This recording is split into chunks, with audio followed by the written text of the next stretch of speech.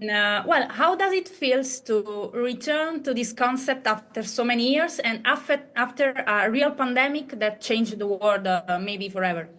Yes, what's happened in the meantime has feeds into the film. You can't help but it feed in. Obviously, COVID is the most obvious example of it, where some of the ideas of the first film appear to come true.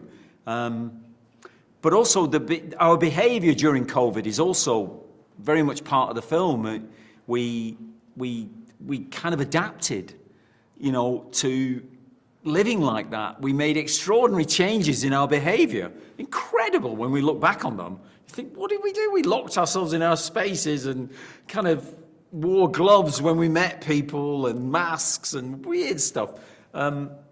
So that feeds into the film about the group of survivors and how they adapt their behaviour and become more reckless, take more risks, because 28 years is a long time to live with a threat. They learn how to live with the threat. And it develops a type of behaviour, very masculine, very patriarchal, quite kind of retro approach to life. They no longer keep moving forward. They gender stereotype the girls and the boys. They keep that feeling. They go back to that kind of 50s mentality, really.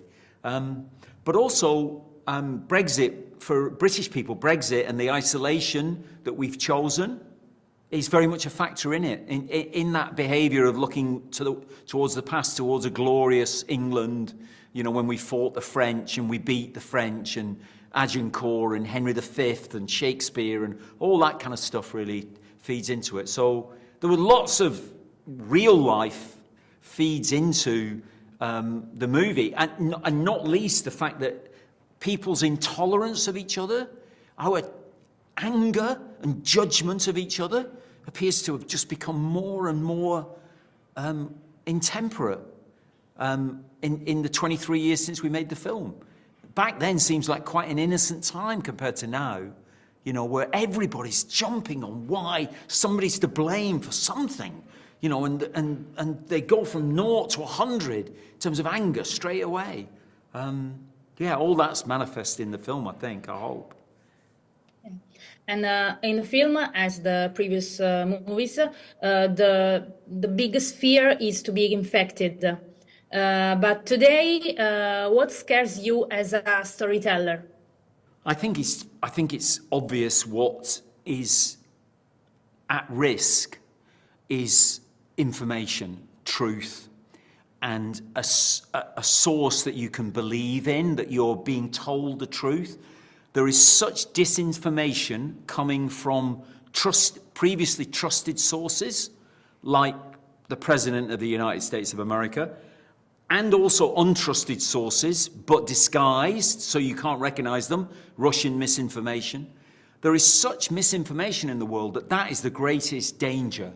Because obviously one of the things as a storyteller that you do is you take risks with manipulating information for your story.